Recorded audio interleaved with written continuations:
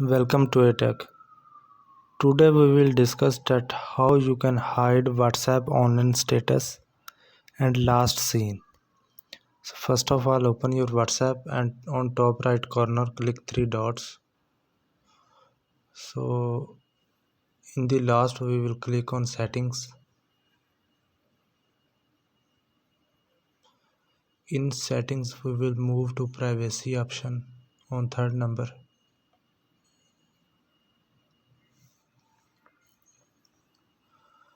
So here you can see on top last seen and online status. So we will click on it.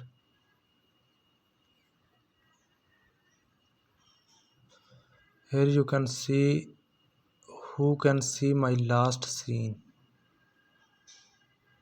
So first one is everyone. In this section everyone can see your last seen. If you will click on my contacts, your contacts will see your last seen.